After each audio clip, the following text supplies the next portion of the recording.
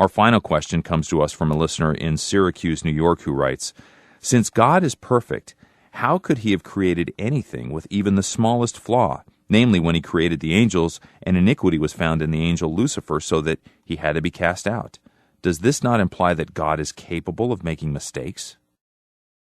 May I say to you that I'm amazed that you would make a statement like that God might be capable of making a mistake. May I say to you that borders on blasphemy, but of course I know that you have asked it in sincerity, and we want to try to answer it in sincerity. First of all, let me say that God has a plan and purpose for this world. And that plan and purpose for this little earth where humanity is, it included angels that were creatures who apparently were not inhabitants of this earth, at least since humanity has been on the earth. And these creatures were created perfect. Lucifer was created perfect, but he was given an opportunity to make a choice of good or evil. That was a choice also granted to man. And the sin, actually, of man and of the highest creature, Lucifer, was that they disobeyed God. They were created perfect, but they disobeyed God because they had a free will, a perfect free will, by the way. Will in which God would not bring to bear his side of the question at all.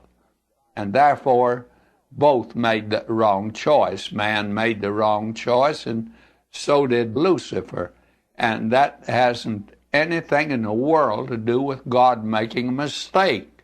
It's in the plan and purpose of God that he made arrangements so that the Lord Jesus Christ was the Lamb created from the very beginning, the very fact that you were in the mind of God from the very beginning. And he's working out his plan. And since it's in an infinite plan, and it's by an infinite God, and we're very finite creatures, we have only one prerogative. There is only one way in which we can go, and that is to go God's way, to accept what he has to say.